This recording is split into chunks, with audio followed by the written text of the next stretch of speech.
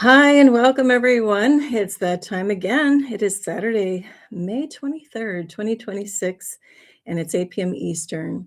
So, welcome one and all, especially if, well, not especially, whether you are brand new to this channel or have been here a long time or so. Thanks for being here. Appreciate each and every one of you, and also your very nice comments and emails and other things. Also, with this new topic tonight, it's called Red and White, Cane Corn Carnival, Saga Circus Cinema, Norse Nomad. I had a few little things in my post section, kind of as like little teasers and like think fast, what is this scene kind of stuff. So thank you if you kind of participated, whether just visually or commented on those. As a part of that, what I was doing is looking at things tonight. We'll be looking at things, all things red and white. There is so much red and white color symbolism throughout the world. And I'm based in the United States, so things that I talk about might be a little more US centric, but I'll also try to cover things in the Far East and Middle East and elsewhere in Europe. But anyway, the more you look around like pop cultural things, especially, there's just a lot of red and white imagery. As you can see, I've pulled out the old Viking ship. We're going to talk about it. Were there really red and white alternating vertical stripes on the Viking ships? Or is this just something kind of fabricated and has become used over and over and again, to be so pervasive in our culture, kind of a form of programming? Or is there some merit there? We're going to take a look at things like that.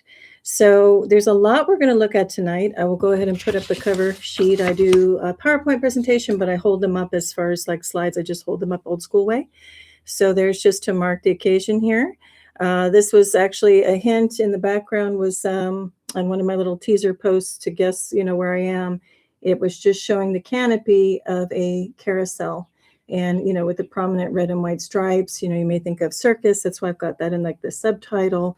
We've got a whole bunch of stuff we're going to talk about. This was another little teaser as far as, think fast. What do you see there? And Lake Superior Skywatcher Nature Lover said popcorn. That's what I thought right away too. Here too, there was very kind in saying the red and white. What immediately came to mind was the North Pole symbolism. So I've included that in here too. So what we'll do is we'll get into, I guess we'll go ahead and go through this little presentation I have here. I have quite a few images because the more I got into things that were red and white or red and white striped, things got very intense with this. So, for example, I think everybody, if you go to the movies, this will be coming up too. We've got, next to our little Viking ship, we've got the red and white stripes.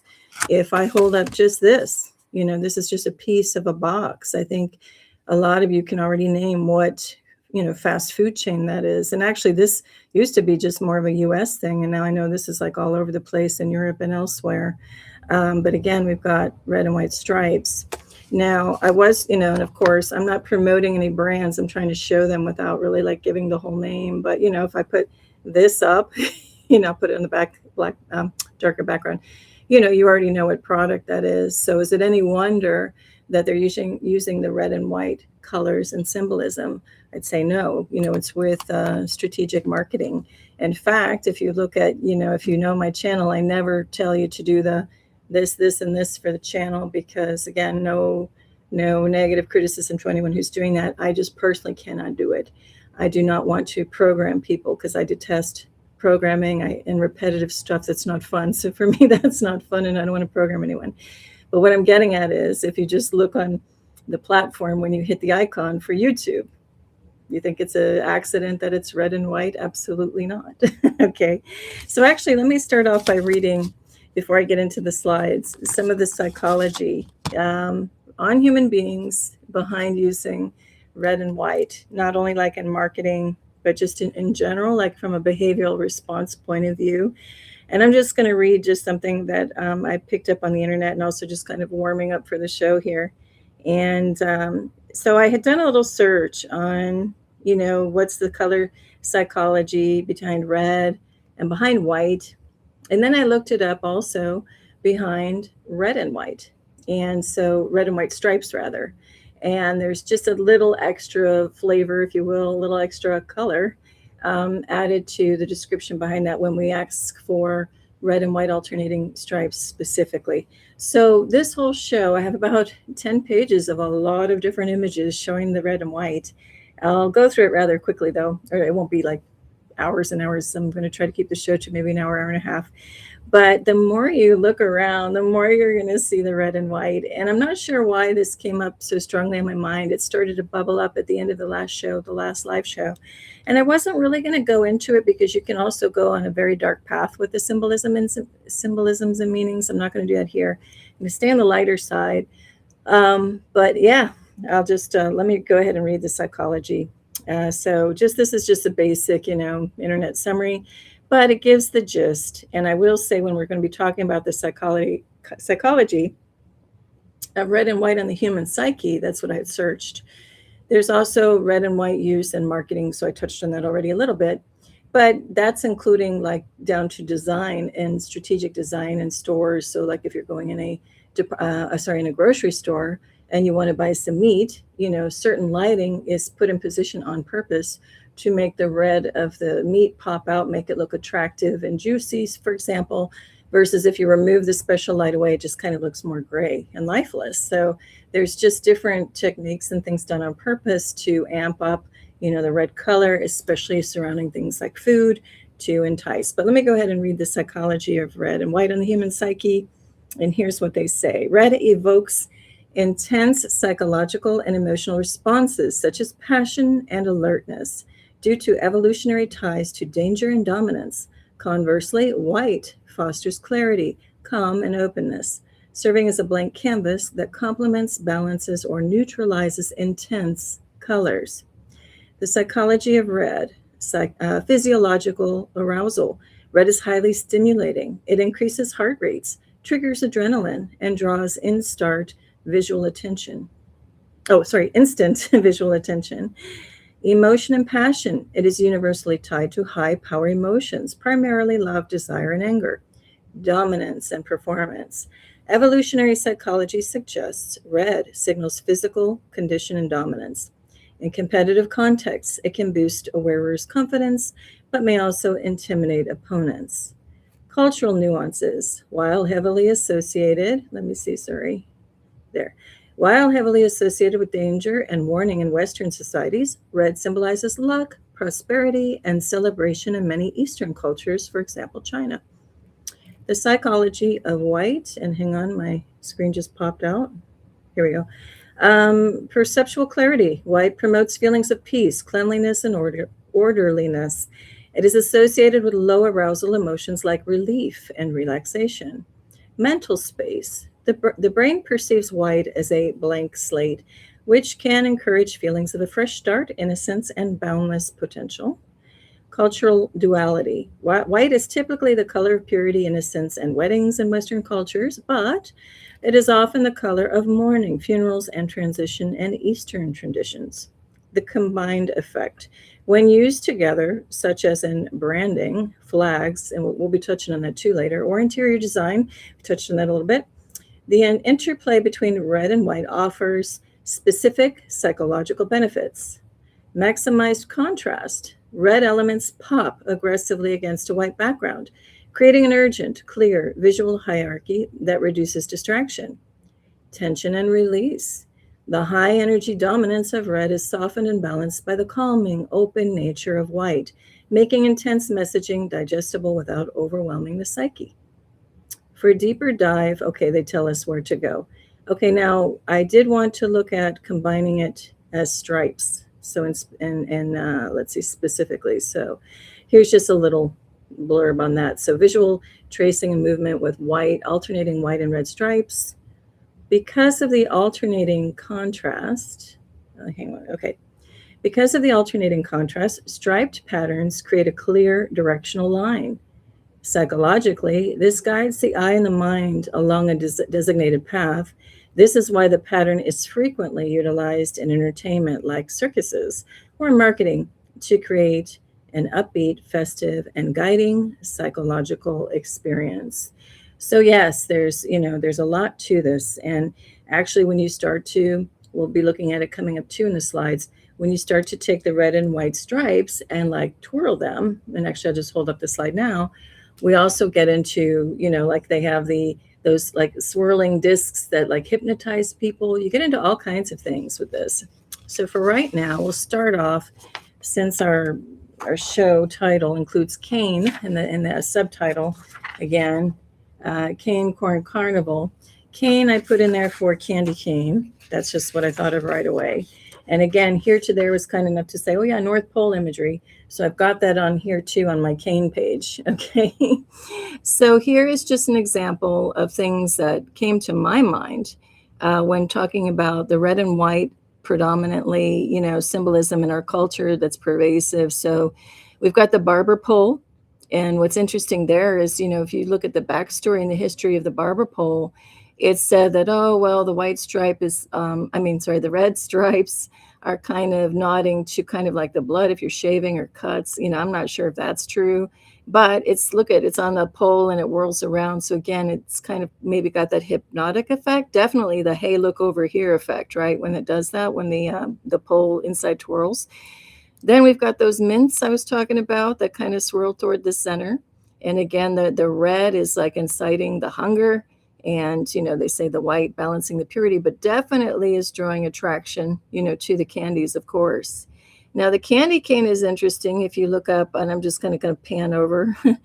So candy canes are interesting if you look up the history behind those, obviously happening around Christmas is when they come out. And somebody also talked about for the origins of that. And again, do your own digging. This is just meant to be kind of a light. This is not a deep dive. This is like a snorkeling overview of all these things. So deep dive on your own on this and get you to your own truths. But one of the things I read was talking about candy canes representing kind of the body and blood of Christ. Do with that with what you will. But anyway, again, we've got this, swirling stripes. We know that the red part is for the, the hunger and everything. Hey, welcome, Rita Pita, welcome. She says, hey, Varleigh. Hi, Varleigh. And so when you go back to the beginning of the show, I just talked about the psychology of the red and white. So anyway, we've got that. So it's evoking passion and hunger and excitement and all of that. So they twist it in there and make it an object of desire. Because, in your field of vision, if you're scanning around and you just see all color, like even look at my background. I'm going to hold this up for a second. Look at my background and look at me. Okay, now when I drop this probably is catching your attention the most just by, again, subliminal in the psychology of colors. You see the stripes, it catches your attention. So anyway, very effective, as we've said, in marketing and everything else. Well, so I was looking at barber pole, mints, candy canes. Sorry, wrong way. Then we get into candy stripers. I don't know if any of you, well, I'm sure some of you are old enough to know what candy stripers are. So here, there's like 3 images. So there's this one and the 2 up here that I have for the candy stripers. So back in my day, I think they were around up until about the 80s. They were usually young women. This was before men became more dominant too on the scene for nursing, or at least more known and recognized. So these were little pinafores or aprons that slid over little uniforms. They were usually young women that would assist nurses. And so they would do things like, just be an extra pair of hands to prop somebody up, maybe feed a patient, go run and get things, maybe bring in the flowers, even pass out candy. So that was interesting to find that too. I wanted to know what is the origin of the candy striper, of their uniform. Like, why did they go ahead with this, red and white striped theme? Now, the official story, and again, this is meant to be like a light drop and go. I'm going to drop a lot of information and I invite each of you to like deep dive on your own on these things, or chime in the chat if you want, if you have some ideas about it. But when I was just doing my light research on this, it says that those candy striper, white and red striped pinafores were developed by a group of, I think they said high school girls, like right after, I believe it was World War II, saw a need, identified a need to help the nurses and wanted to do something. And supposedly they just said, okay, we'll grab this material. It was readily available, this red and white striped material, and we'll just make these little pinafores. And supposedly, I think these high school girls were supposedly in East Orange, New Jersey, who did this. That's just what the internet will tell you, where it started. I to me, that's a little suspect because we also have the Red Cross imagery, the major like help, and they have like the women in the Red Cross helping, everything to do with help your country, help do this.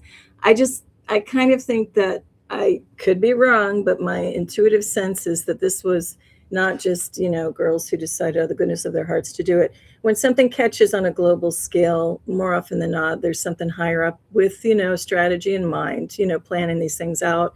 So I got to believe that this was heavily tied in with, the Red Cross, done with intent, to get that red and white imagery out there.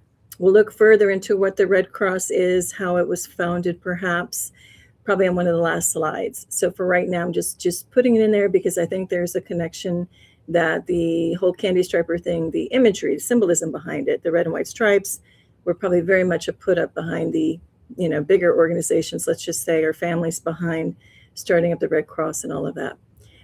Okay, so then we get to here too. There's a nice comment about the North Pole symbolism. And I'm just going to zoom in. You'll hear me talking. I'm not going to really point. It's kind of hard to point. I think you'll see it.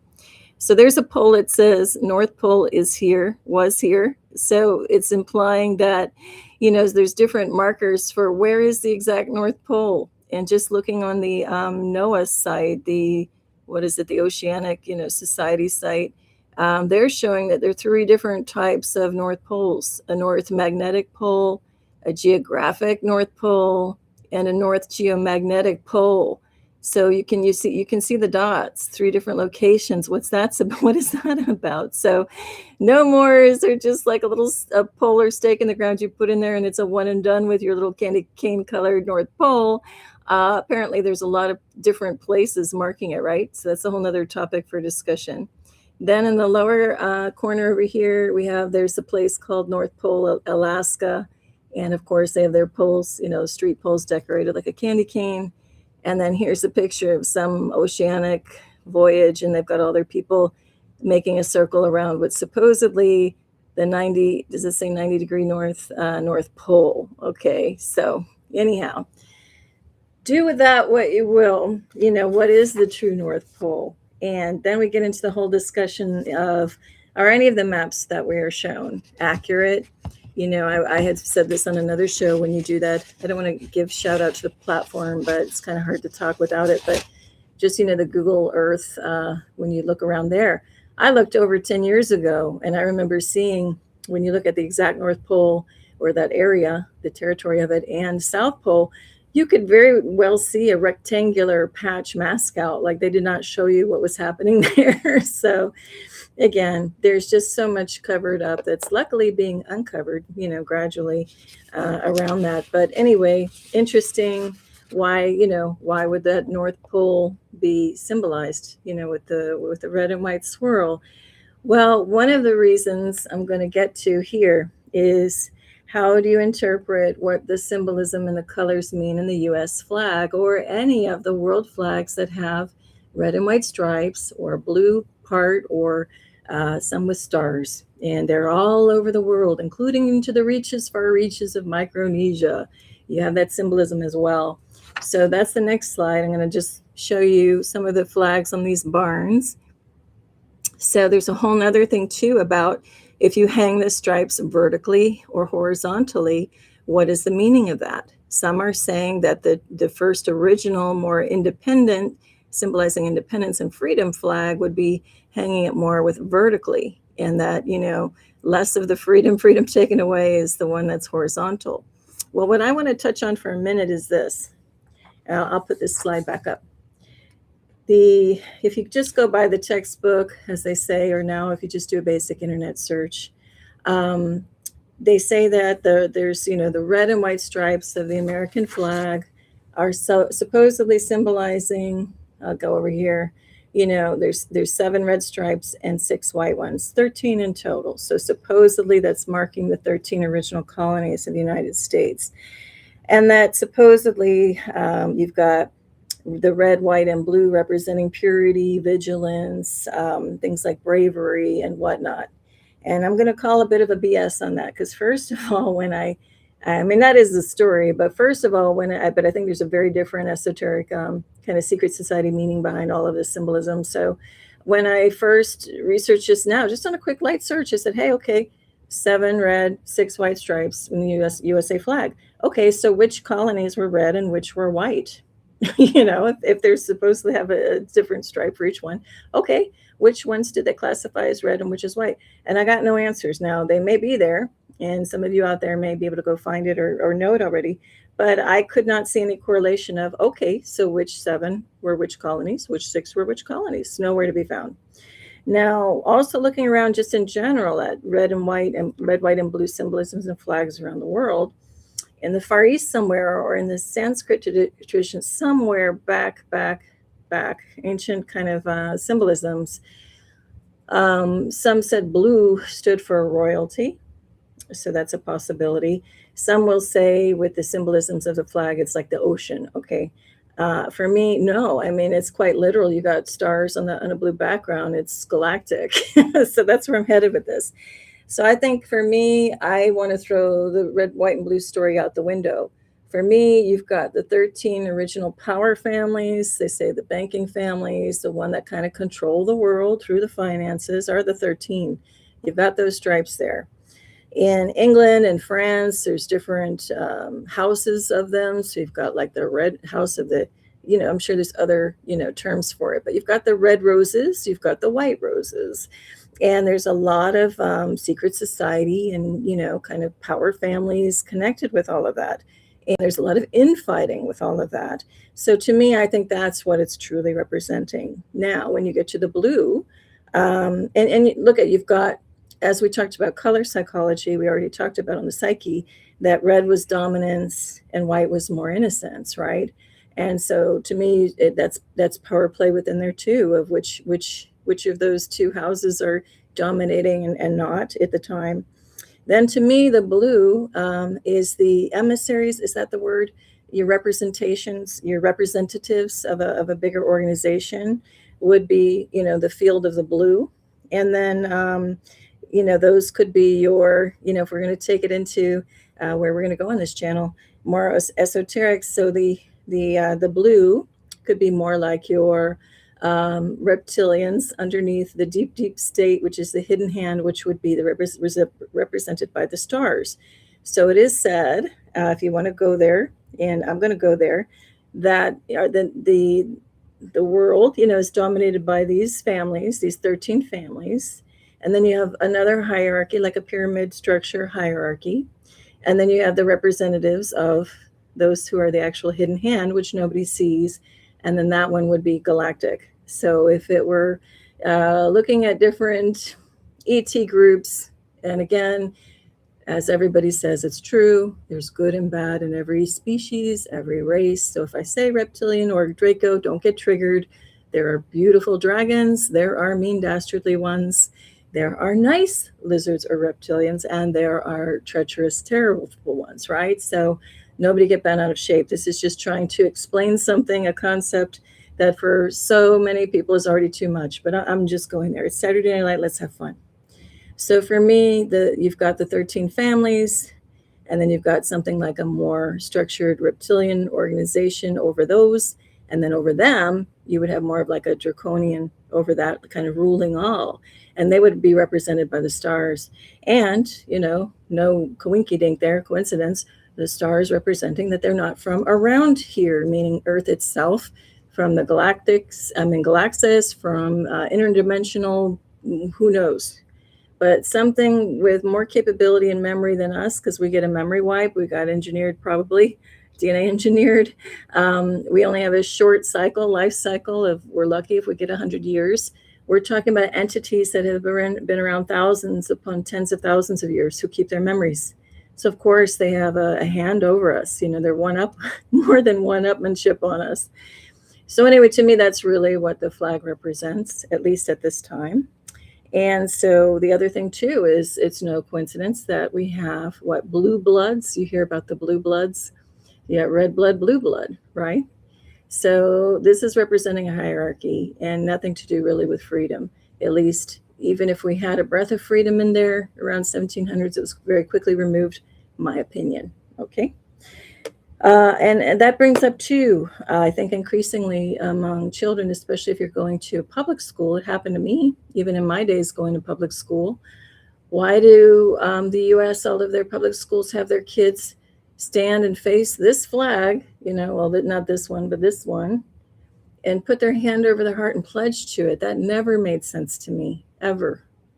And then when they say you're pledging to one nation under God, you got to ask which God, because in some of these secret society types, it's a very different God than you and I, good-hearted people, loving-hearted people, think of. So again, intuitively, I was just like, I'm not pledging. Why am I even just pledging to a flag? It's a symbol, it's a representation of something. None of that scenario made sense to me. So just intuitively, especially like around 12, 13, I couldn't do it anymore, and the brainwashing and programming started to wear away for me. Now, when I was really tiny, I'm like, oh, a flag, and we do this. And then something stepped in and said, hey, question, start to question. So, do I love where I live? Yes. But am I going to get hung up on, and bound to something? This is like an image. What is it like? Don't worship any false gods. It's like creating it. So, I have a very different view about it right now. Anyhow, that was a lot of talk about that. This can go in so many other directions too with flags, and we'll touch on a couple at the very end, but just briefly, go over it. All right, so then we have also talking about red and white. I started questioning about barns. Now, when I was little growing up in the U.S., we have this Fisher-Price company, toy company, made a silo, and you could put all of your animals and fence and everything stored in the silo or inside of this barn. And I was fascinated with it. And again, part of the fascination was the psyche, the color, treatment, and symbolism of the red and white. And then I was asking myself, well, what about, all these barns out or across the U.S.? Why are they mostly painted red and white? There's an interesting story too.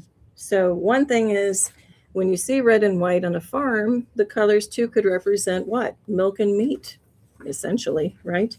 But the story there goes that you wouldn't want to have your wood exposed, obviously, so it would get severe weathering, and that white was kind of readily available, as a paint, so they just used it for the trim, although I don't know why they didn't use it for the predominant form of the barn. But supposedly, people mixed in like a red iron oxide, rust color. And supposedly the rust helped prevent like the fungi and, microbial stuff from happening. So that's the story behind it. I even on a light little research, and again, dive deeper on your own. This is just meant to be like a drop and go of some ideas, things that are, coming to me of like, wow, I want to kind of look at this a little bit more with new eyes. Some things I was just kind of reading said some people mixed blood in there too, but I think it's more like of the iron oxide family, but you might want to look more into that on your own. All right, so then after looking at the red and white, some interesting marketing and packaging things started coming up. So I showed you guys earlier, for anyone who's just popped on recently, and again, I don't think I get accurate numbers of who's here, so sorry if I don't see you, but I was talking about packaging and marketing popcorn, and if I just hold this up, you probably know what chain or franchise that is just by seeing a hint of it with the stripes and that. But then as I was looking at the farm, that was reminding me of dairy and all of that, and I'm like, oh, you know what? Growing up in the U.S., oh, hey, Heidi's Patch Notes, go check that channel out if you have time. Brilliant stuff happening over there. So Heidi's in the house. She says, hello from the night shift. I know what that means. Have a beautiful evening. I'll try to go into my night mode voice, so it's kind of calm. All right, so growing up in the U.S., I just remember there were a ton of ice cream labels, so not just popcorn being the trigger, of red and white. There were a ton of different red and white labels, marketing things throughout history here in the U.S. of, employing the red and white. And again, because of the psychological component of you get hungry, and also visually your eye is going to stray immediately toward the red and white, packaging. And so here, even this brand, and I don't want to give anybody credit really if I say it, it's just because I'm mentioning it. It's kind of hard to talk about some of these things without saying a brand name, but Seal Test, for example, look at their factory. It's even red in the squares, and then white, patterning to really get your eye. And obviously here where the rabbit is, that's their logo that they've used forever. So the red background, with the white. And then we have, all these other ones from around the nation. Some, I guess, are more specific to different areas of the country. So some of these I've never heard of, but like some are in Wisconsin, the state of Wisconsin, and other places where they're known for that. And there were so many more. So that might be a fun exercise for some of you who are into graphic design or, love these kind of vintage labels. I mean, you could spend an eternity. I mean, I was just researching, on a search, and you hit images. I mean, so many ice cream packagings came up with that red and white label. So anyway, that wasn't on my little teaser for the, not my teaser, but my subtitle for the show. I didn't put cream in there, but ice cream is another one. And then not only the packaging on the cartons of ice cream itself, then that took me into this topic too. We have the ice cream cart, the ice cream stands, the ice cream shops. And again, we've got the red and white stripes, right? I mean, everywhere. And then you get the awnings everywhere for stores, not even for ice cream. Again, because in your visual field, I'll say it again for anybody who came on just now, but look behind me. There's things that draw your eye like the leaves, but probably you keep going over toward the stripes, right? And there's a reason for that. So, in a field of a lot of chaos, so to speak, visual chaos, in a town or city or street, this is before neon lights, or LED lights, right? They got your attention with the red and white stripes. Okay, so anyway, this was just fun looking at, vintage types of carts, and like this is even a moped with a cooler on the back for ice cream. Similar thing here. And then, of course, you have your ice cream trucks. That's an old one. And then you get to more modern ones, and look at the Good Humor brand. There it's no accident too. They're going with the red and white stripes. All right. Now we'll get to the popcorn, which is a fun one. This is just like the ice cream labels. You could spend a whole lot of time going around the internet just looking up vintage popcorn boxes or vintage popcorn bags. Look at this. We've got, and then this is going to segue us into the circus and carnival imagery. But look at this. We've got clown imagery, hot, fresh, jolly time, pop, the word pop itself. Here we got some kids with a clown hanging out, which is kind of creepy, but that's another topic. Then we go into Cracker Jack. So I think they are definitely seizing the Union Jack, kind of even the syllables, Cracker Jack, Union Jack. You've got your stripes, in there. And then now they're bringing in the blue as well. But anyway, you've got the red and white is prominent again, because we know it's enticing you to eat. And there's more to it too. But anyway, that's just for some fun. Oh, and then while I was looking at Cracker Jack, I couldn't help but look at the vintage toys. If you're old enough, you remember in the even early 1900s, they put toys in there. They put things that were made of metal. Another popular thing was, did you find a ring in your, Cracker Jack box? And then some like boyfriends would want to find one to give it to their girlfriend, as like a little engagement. And I think at one time they had a contest where there was an actual diamond ring, supposedly. Now, who can exactly prove it, right? But supposedly they had a campaign where there was a real diamond ring in one of those boxes at the time that they put the toys in. And then I guess there must have been lawsuits, because then they stopped putting the toys in there. And now they have these rather lame, I wish they wouldn't have put it in there at all, because once you had little toys. Now they just have these packages where you rip them apart and it has like a sticker. And I think now they even have it where there's like a QR code and you scan it. I mean, talk about taking the joy out of something. That was definitely a buzzkill, to use the phrase. I have a few more slides coming up, so let me just look in the chat a bit. So, hey, welcome, Illuminated Perfume. Good to see you. She says, hello, friends. Oh, yeah, and Heidi, I thought of you. She says, our flag is also red and white, the Danish flag. So Denmark has, and I'm going to bring up the Swiss flags and other flags, England. At the very end, you've got the red background for Denmark and the white cross. And then we'll look at where that, flip-flops, inverts. And so, and Illuminated Perfume says, I once heard that red and white stripes indicates energies such as from Starfort's Tertiaria. That's interesting too. At the last slide, I'm going to get into something similar when they're talking about energy in a more of like a divine feminine, divine masculine way, how it's used as like boundary things in Hindu temples. So anyway, I'm coming up with that, but I like that angle to it. It's something to definitely look into there. Good point. Thanks for bringing it up.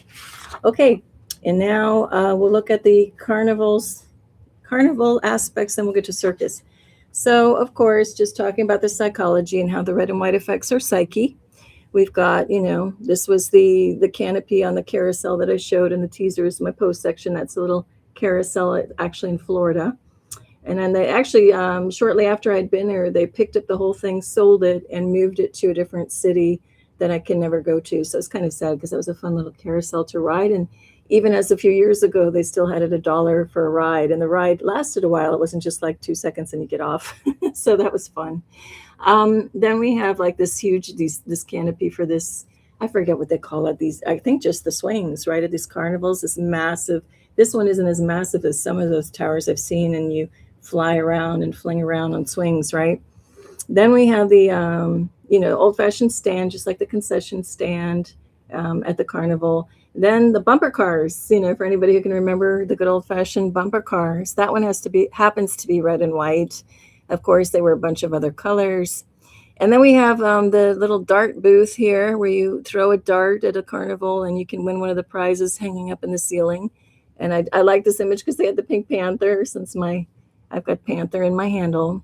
But again, anything to attract and entice you. I mean, here the prizes were enticing, but it's like double enticing to get your attention, right? Then we have cinema. Look at all of the marquees that are lit up in red and the white background to illuminate the letters. And a lot of people even use red letters to get your attention. Some are black, black and white.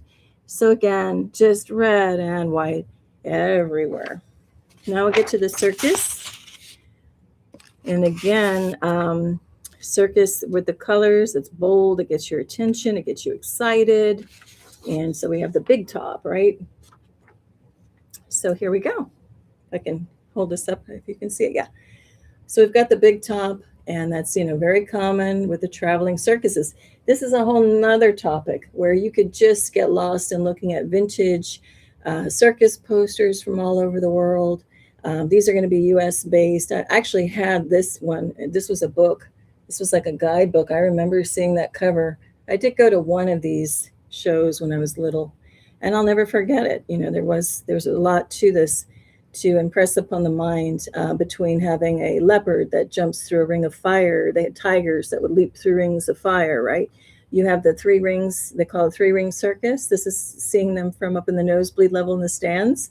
You've got the 3 independent rings. There really were 3 rings. Sometimes you had a 5-ring circus. There were many different types. And so once you look at the history of like the traveling carnivals and traveling circuses, it's pretty fascinating and pretty in depth on what happens. Now you have the ringleader, obviously, who's usually wearing a red jacket and a white shirt, more red and white symbolism. Here, I'm going to hold this up closer. Then you have, because these are smaller pictures. Then you have these, so here we go, tent, ringleader. And then we have these ornate red and white circus cars. And then we have the little drum that the animals, they would prop them up on to showcase them, red and white. We've got the clown. Now, there were whole schools for them in Sarasota where the Ringling Brothers kind of relocated. I think they started off in Wisconsin somewhere at the very beginning, supposedly.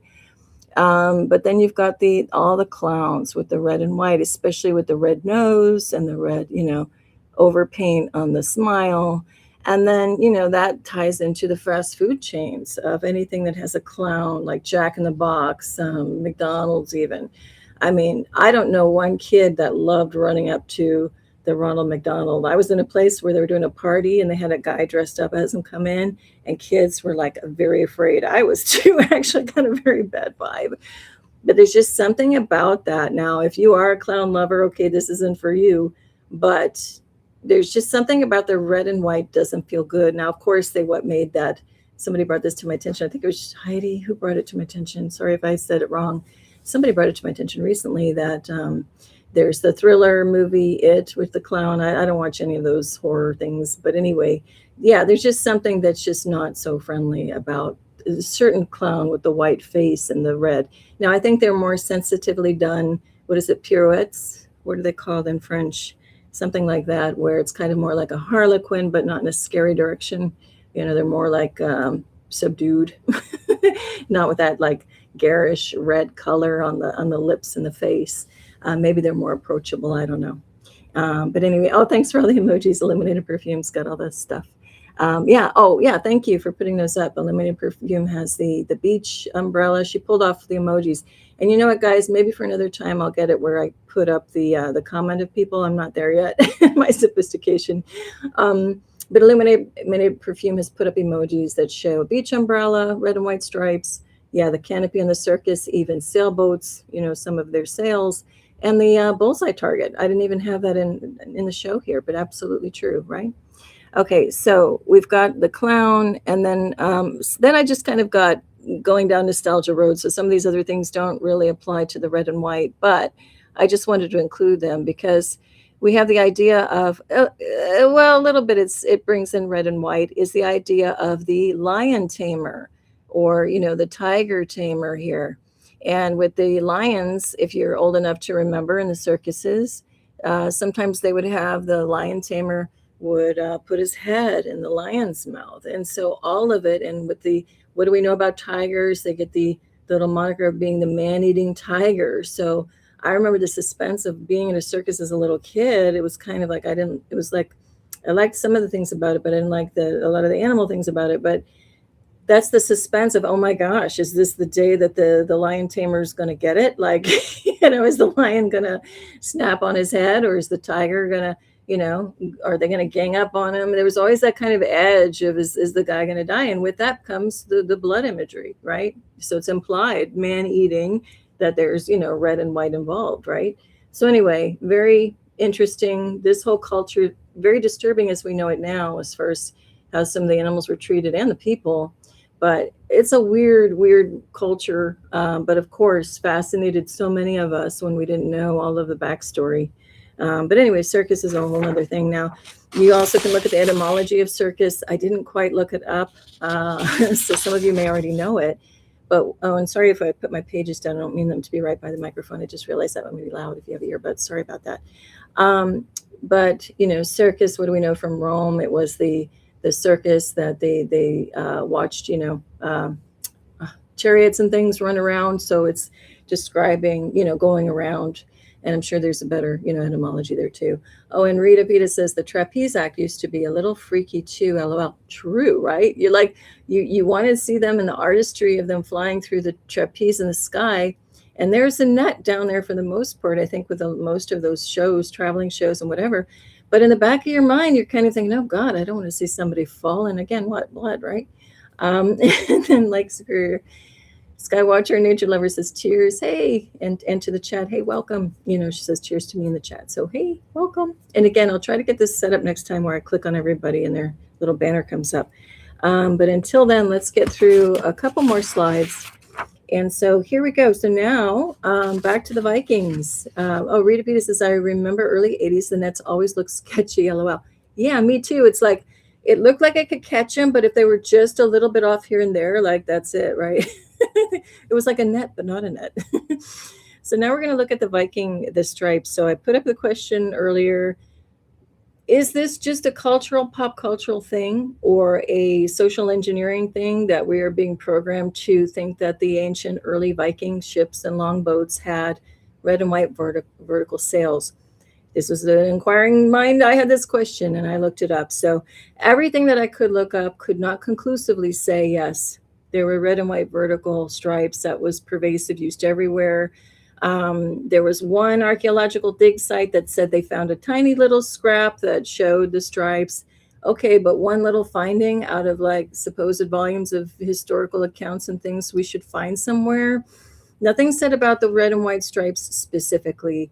There might have been like red sails, white sails. The only thing I could get to was a lot of people pointed to the Bayeux Tapestry, or however you pronounce it, Bayeux, Bayeux, I think.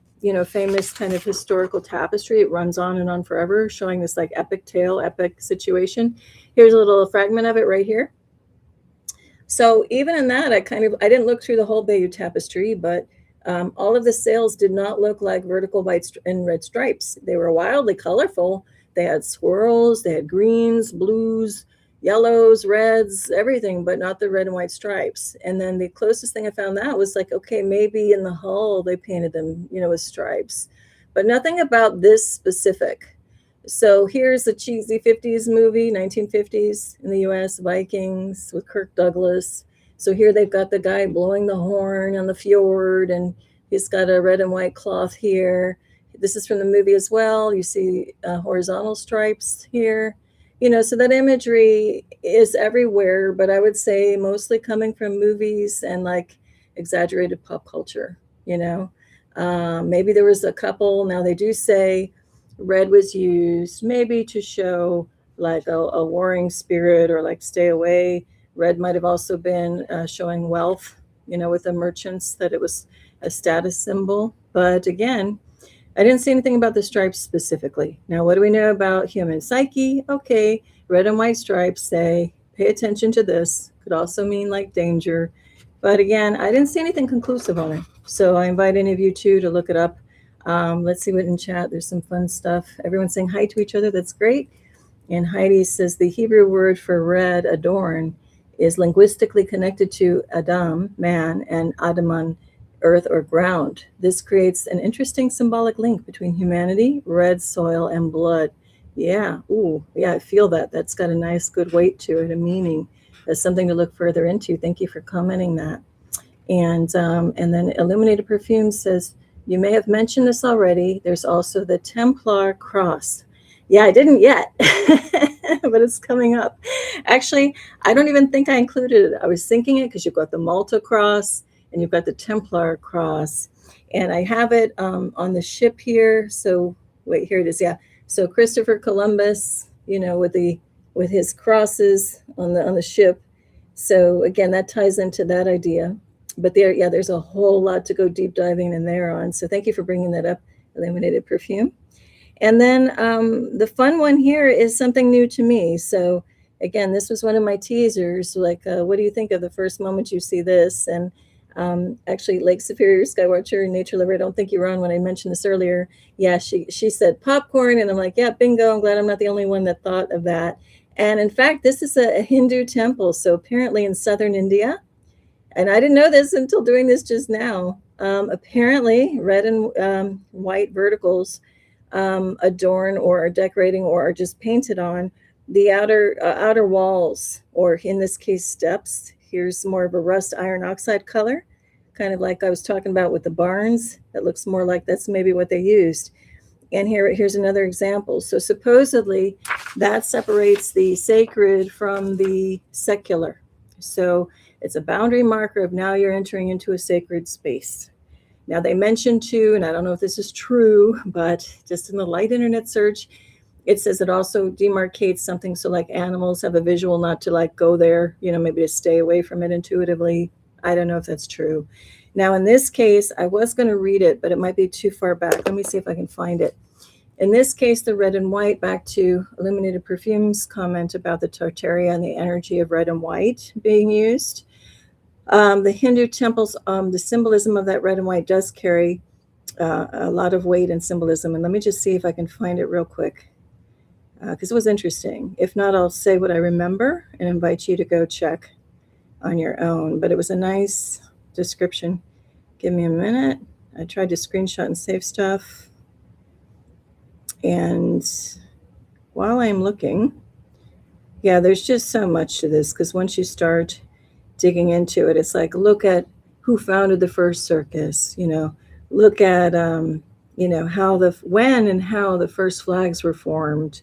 When I'm talking about this Hindu temple demarcation between entering the sacred space from the secular, then that brings up the Torii gate. A lot of you may know about the Torii You see it in Japan and elsewhere, and that's painted red, and that's supposedly doing the same thing, that you're leaving one, secular space behind and entering in the sacred, or vice versa, right?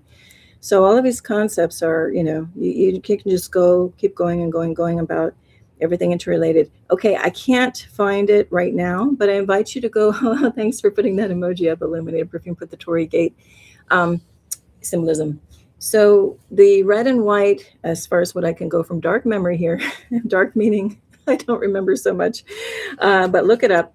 So supposedly the red and white stripes on these temples stand for the union, the uniting of the male and the female. So quite literally, blood cells from the female, sperm from the male, uniting, okay, and making it into a sacred experience.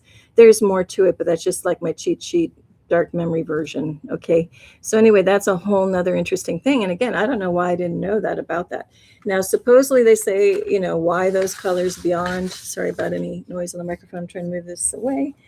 Why was there any other symbolism, beyond that? And some say, well, lime paint, the white, is pretty readily available. And so that's one of the base colors. So again, dig around on your own and see what you find, right?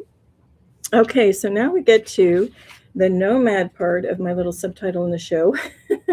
Let's see. Yeah, there's a few different things. This is kind of a catch-all page, for a few things with the red and white symbolisms. So we get to the Bedouin culture and we go over to Arabia, and I forget the name. Nobody kill me. But I can't remember the name of this scarf, the headscarf. But anyway, it's usually white, red and white checked.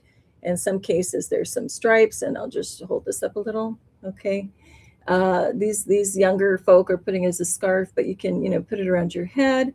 So that's very well known. So some say the origins of that was more, again, with the dyeing, that it was kind of like with the dyeing as far as like the color dyeing was kind of a symbol of status and whatnot.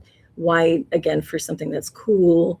I didn't really get to the meaning of why the red, other than maybe a wealth or status thing was interwoven in there. Maybe, again, somebody out there you might know, but that's a whole nother interesting topic of how these clothing pieces originated, and why they've stayed so long. Okay, then we have, red and white stripes and half red and white symbols for combustibles and flammables, right?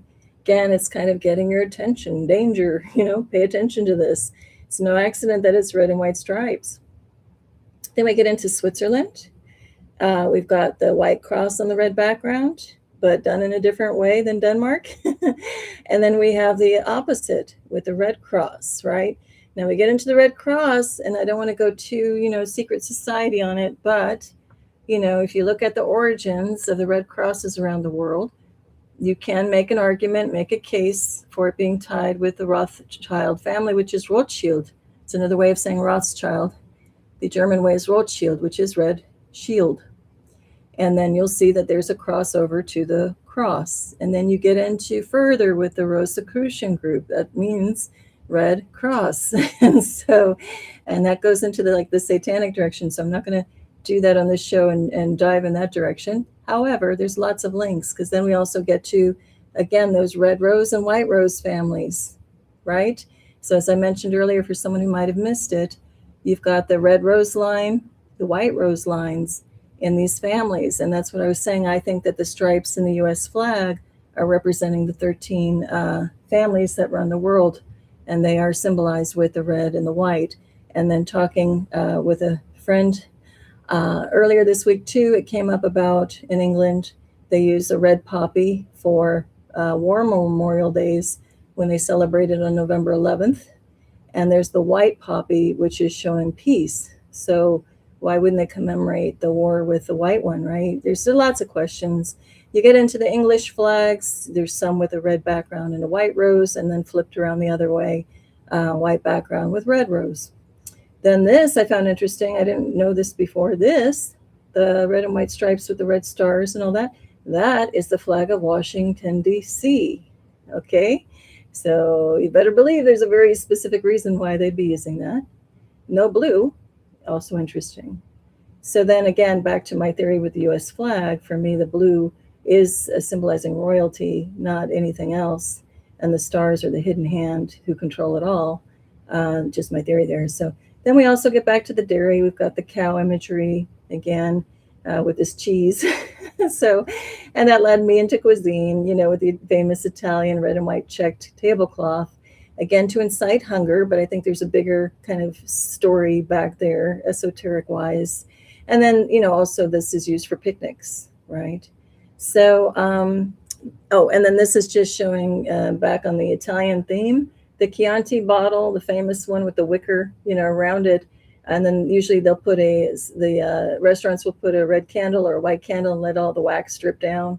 Usually I've seen a red candle, so I don't know what's up with that either.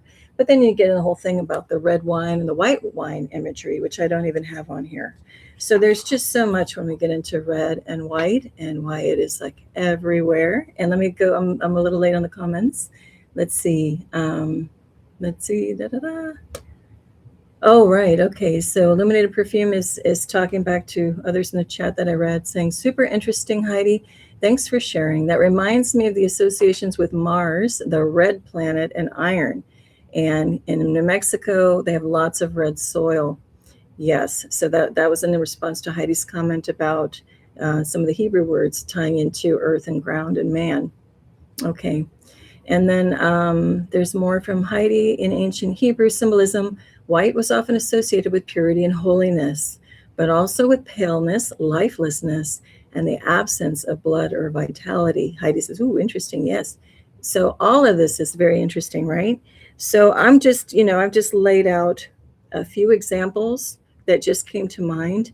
I have no idea, as I said at the beginning of the show, why the red and white theme came on my mind, and especially with the stripes, but it did. and so I've given, you know, kind of like emptied my brain on stuff that I'm just like, oh, culturally that's there. But, you know, I just know too, like growing up when playing softball, you know, you're focusing on the game, which, you know, you have a white ball when I think about it. But as I was playing, if somebody, as you're going to bat the ball, there could be tons of people watching you, spectators on benches along the sides of the field, and they just all blend in like kind of like white noise for sound. And you go to bat, but there could be one person standing along the sideline wearing a red shirt. And it just seemed like inevitably whoever was up to bat, the ball would want to pull over to where that person was. So again, it shows you how much this is in our psyche of like red and white. And look at what's the phrase, a red herring, like look over here, the red herring to distract you from over here. Well, there's a reason why the color red is in that phrase. It's to draw your attention. And then we've got the bullfighting with the bulls, toro, right? And the matador, the killer, has the red, right, to draw the attention. So yeah, I've said it before, humans were easily, myself included, we're conditioned, we're programmed, we're so easily affected to draw our attention away from something or get us distracted with colors, numbers, and also patterns. Okay. So I think that's all I want to say. I don't know if any one of you want to bring up anything else about colors, red and white, or anything else in general. If not, I'm going to go off topic a tiny bit on a couple of things. I won't make it belabored though. I'm going to make 3 quick little points about some spiritual stuff real quick. And then at the very end, I already posted it. I can't quite hold it up. I put the card spread, the Oracle card spread, on a piece of cardboard. It's pretty big. I have already posted it in the post section on my channel. And that was just for anybody, if you're into the Oracle cards, tarot cards, little messages. I will just give my overall impressions of the reading. And it was just a fun little thing if any of you wanted to do your own reading, looking at the cards. And then, and actually, Lake Superior Skywatcher Nature Lover was so kind enough to look at it and said, oh yeah, it seems dragon dominant. Part of it is, but it's in a positive light. So that's coming up at the end. So for right now, I'll just touch on a few things if nothing else wants to come up. Let me just make sure I'm even seeing everybody's comments. Okay, I think we're good. Yes, okay, we're okay. All right, so The three things just on a spiritual level that I'm just guided to bring up, because, before I even come on here, I always ask myself the question, why am I doing this? Should I even keep doing this? And the answer is always yes, just go on. I never know what's going to come up and out of this, even though I have kind of like my little structured presentation. So I was trying to, tap into what wants to come forward. And a few things have. One is, and so a few of these, they probably aren't going to relate to each other, so just bear with me. They're like three little points I want to bring up that want to come through. One of them is to say, you are the light. So some of us in the spiritual community maybe are a little concerned. Is there this solar flash, this great flash of light that might happen? I'm here to say that you already are the light, acting like that on any given day. So yes, there may be, I think cosmic light is coming through slow drip to give spiritual people kind of upgrades, activations, bring up the frequencies on the planet in general, okay? But not done in a, in your face way, like all at once flash. For right now, it's just slow drips. So I think a lot of you can already notice there's changes in the light quality of the sun. A lot of us have said it's gone from yellow to white. In and among that, you might start looking at tree leaves and see things sparkling, and you're starting to see more of spectrum, like rainbow type quality. That's coming through too. That's all very high frequency, which is a good thing. So everything done in the spiritual ascension that we said, going from like 3D to 5D, so from a very material dense world to more kind of heavenly, that we are, some say this is what we're going through. We're experiencing this shift in consciousness, which is a good one. In our lifetimes, like right here, right now, the shift is happening. So there's going to be, just like everything else with the revelations of truths on this planet, they're not like bam, smacking us all in the face at once. It might feel like it now a little bit, but it's kind of like a slow trickle of information. So just to get us, get you acclimated to the changes. It's not like, hey, let's just drop all the truth that ever happened on the planet that you didn't know existed. Here it is. It would be too shocking to the system. So it's like, okay, here's a little bit about mud flood. Here's a little bit about Tartaria. Here's a little bit about an ice wall. What? Here's a little bit about UFOs. A lot of us know that ETs and UFOs exist. They're everywhere. They've been seen by a ton of people. Now, without people like getting offed and, killed. And, if you mention you saw UFO or ET so much, or, you've been made out to be crazy. Now that people know that there's a safe space where more people can talk about this stuff, the more people that you talk about, they'll start saying, oh, yeah, I remember I saw something when I was little, start having like recalls of this stuff. And, oh, yeah, this and that. So, again, it's not everybody instantly waking up and going, oh, my gosh, this is what's going on. Oh, my whole world, I can't even compute. You overload a system, and what happens? We just like short circuit. No loving beings or creator in this world wants to do that to us. That would just be sick, So we're getting like this slow drip trickle method. Now, a lot of us who've been kind of awake and aware to this is going on in the world, things are shifting and changing, but in a good way, not in a gloom and doom, not in a total, like all these movies, awful movies, disaster movies promote, just throw those out. Like just take them for just shits and giggles, as they say, for fun, entertainment value, if you find that fun. But then just throw it away, because if you know that we're shifting into a loving world, things are going to be done in a loving way. Now, if anybody is talking about a solar flash and this and that, just know that, okay, so what if there ever were one? What would happen is anybody who's choosing a loving way, and if you do or not, or if you just want to stay in darkness and drama, you're probably not even watching this. But any flash, there's something that would kick in within us. We are built and come equipped with so many fascinating things that we're not even aware of yet. So kind of like your heart already takes care of the beating for you. You don't have to think about it. Something controls you, regulates your lungs and your blood cell production. We don't think about it like, oh, how many blood cells am I going to make today? Something takes care of it. So the same kind of thing automatically kicks in, even if there were a solar flash. That would kind of give us an energy frequency bubble where it wouldn't even phase us. So there is truly nothing to worry about. So any of the scare tactics are for those of very low vibration, those who have harmed others and continually do so. Maybe they're the ones that have to worry about something, but it's nothing like all of these like doomsday crazy things. When you know that you are of the divine, which we are, ain't nothing going to touch you. And we're going to be instantly equipped anyway with protection if you call it in. You could just say, hey, God, protect me. God, help. Jesus, help. It's there. if we're ever in a real bind. How do I know? I've had it happen several times and I've done that and I have been protected. So no fear here. Definitely not on my channel, right? Okay, let me look at this before I go back to my You Are Light thing, because there's a couple things about You Are the Light I want to bring up.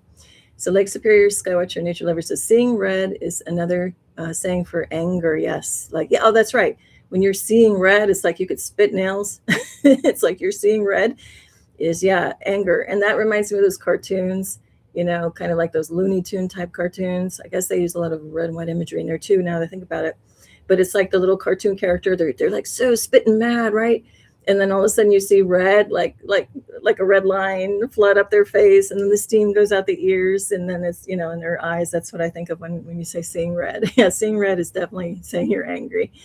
Oh, thanks. Illuminated Perfume says, love the lights in your hair today, Varleigh. Thank you. Yeah, sometimes I just throw these on. I think it just makes it festive when I'm doing a live. And Lake Superior Skywatcher Nature Lover says, stay upbeat with the flow. It's all working for our good. Absolutely, with some nice emojis. Yeah, it is. It's happening for us, not to us, and all is well. That's what I say. Last night's an example of that. I was doing handyman work, and I was installing a simple thing. Should have been so simple.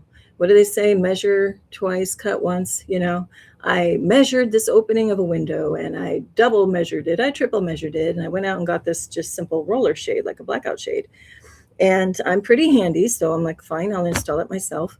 And so I measured, I got everything. I started installing it. But what I didn't realize is the pins on either end of this roller shade did not retract at all.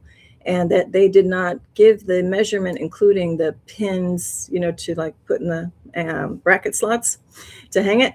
They didn't include that in the overall width. So I was like a ½ inch too long with this thing to try to put it in the window. And so last night, I'm just saying, I had to tell myself, after seeing red, as Sharon said over there, and wanting to spit nails because I was so frustrated because I just wanted to get this job done for days now. And I finally got the motivation to do it, and the darn thing wouldn't fit. So I had to actually go outside, earth a bit, stand on the ground and say, it's happening for me, not to me, and all is well, even though I wanted to scream out every profanity in the book because I was really frustrated. So anyway, but it's true. Just back to her comment. Stay upbeat with the flow. It is all working for our good. Ain't nothing going to harm us. We've kind of like made it through the sludge and like the trials and tribulations of dealing with nasties and very low vibrations. Not that you still won't run into any of those, but they are leaving the planet. When you see some of these movies, even like one of the Spider-Man movies, I can't remember which one, the Marvel ones. I think it was Spider-Man and Venom, or one of those crazy ones. Anyway, I remember there's a scene, spoiler alert, I don't even remember it that well, but Spider-Man, I think, is wrangling with Venom, or Venom became the Black Spider-Man. I'm confused with it. But anyway, just know that there was a black goo kind of parasite that took over the Spider-Man costume, Spider-Man. And there's a scene where there's this battle up by a bell tower, ironically, right? And somebody slams into a pole, or the bell hits or something, and the frequency shakes out the parasite black goo off of the character that got infected and overtaken by it.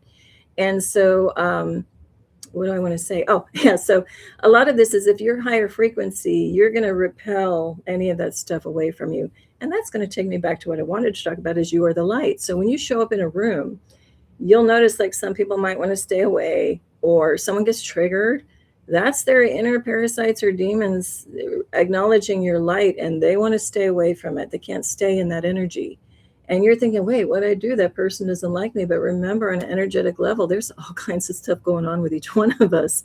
And you may show up thinking you're just you coming in a room, but to somebody else, they may just see an intense bright white light and can't handle it, on a soul level, and they're not ready to be in that. So it's a frequency match or mismatch right now going on. And so what's happening is the whole planet is leveling up. So the other things that were playing in the darker frequency, they don't want to be in that. That's why we'll always be okay. All right. Part of the reason. And Lake Superior Skywatcher Nature Lover put up some fun emojis. So yeah, we got the Swiss thing going on, Swiss flag. We've got, I said earlier in the show too, and thanks for echoing it here. We've got that YouTube button, right? Red and white. They want you to track over to the button. And on top of it, the icon for YouTube, it's got the what they had the white triangle. So take that Swiss flag and just, put the white triangle there facing that way for play, and you got the YouTube symbol. Oh yeah, stop sign. I didn't talk about that. That's true. And then they've got all those fun, like foam hands and stuff in the sporting events. I didn't even go down the sporting event route. There's got to be a lot to do with the sporting events that's red and white as well, right?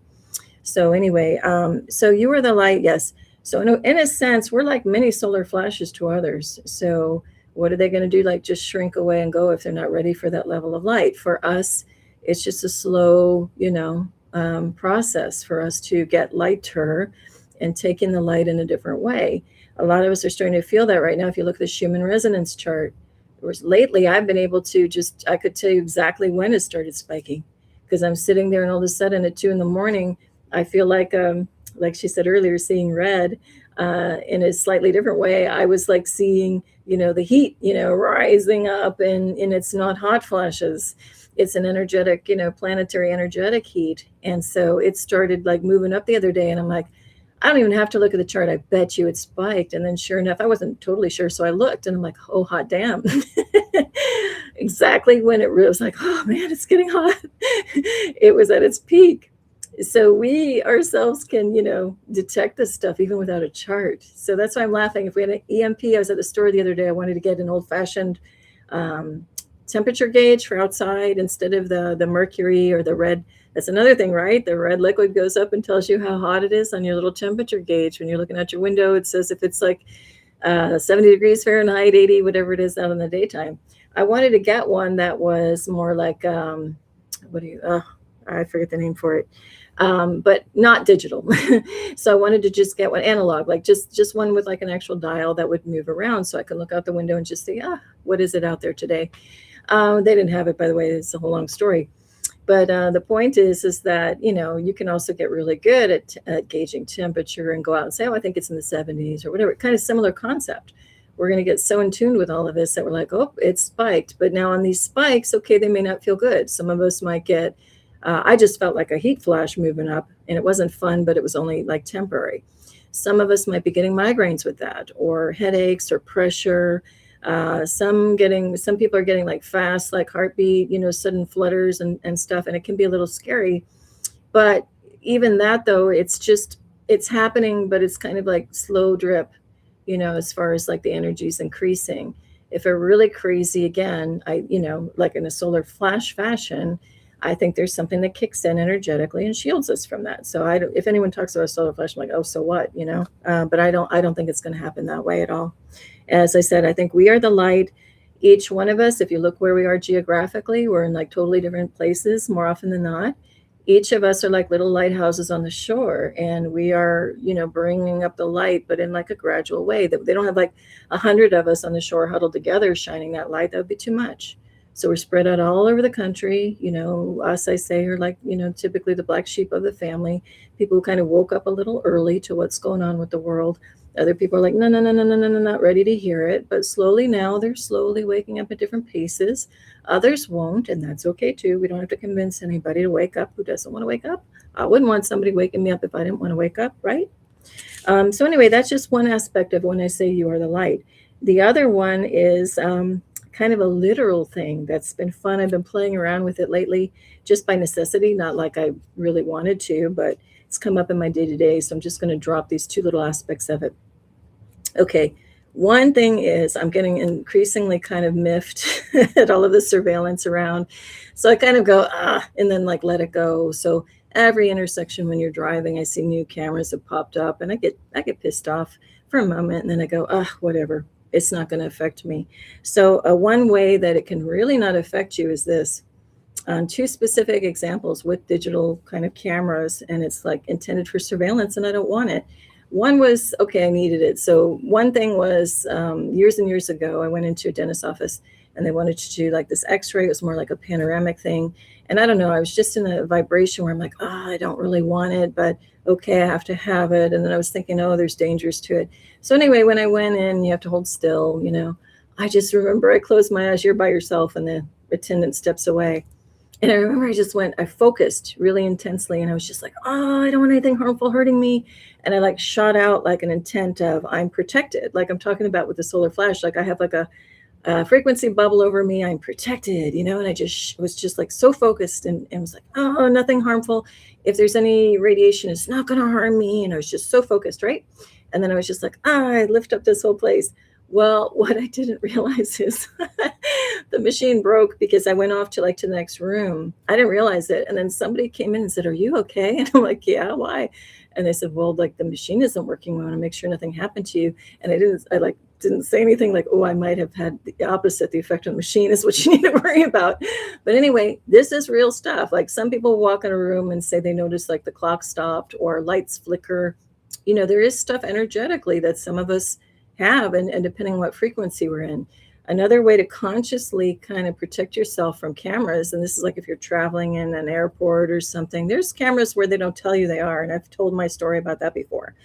But there was one hospital in upstate during the scamdemic. Yes, real things happen to people. Yes, there was a real bioweapon in the form of what came out affecting people's lives, but it's not what they told you it was. That's why I say scamdemic. However, one of the hospitals I walked in, did this overreach on doing, camera ID and identification, everything. Before you could walk into hospitals, no problem. You don't even need to sign in. And now it just went to an overreach on security, which is what a whole thing of that was about as well. Anyway, long story short, they said, oh, we have to take your picture. And I'm like, no, you don't. We get into one of these things. So it was kind of a situation where normally I stand and fight to the death for my rights, so to speak. I stand up in my power and use it and wear somebody else out. I do what I got to do. In this case, though, I had to get somewhere pretty quickly, and I was kind of in a catch-22. So I wasn't saying I consent to the photo, but it was kind of like the only way to do something I needed to do, and it was a rare exception. But I wasn't happy about that. I was pretty pissed. So I said, no, I don't even need to take the photo. And we're getting into almost a physical match. So I had a hat on, so I put it real low, the bill of the baseball hat. But on top of it, right when they went to take the picture, I did similar with that x-ray machine. I was just like, this isn't right. Like, no. And I shine out all the light, to cancel out the camera. Sure enough, they hand you a sticker label, to put on, which I don't do. I like to put it wherever, on a bag or, in my pocket. But the sticker label with the picture, I swear, and I couldn't find it to show it. It had light shooting out of my face, and you couldn't see my face so well. You could kind of see it. So I just want to say that if we each can focus and put our intention in, that's SHIT can happen.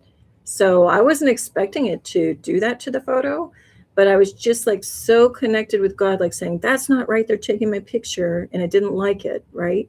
And I just focused all that power into that moment. They took the picture, that isn't right. Almost like a God help, with this.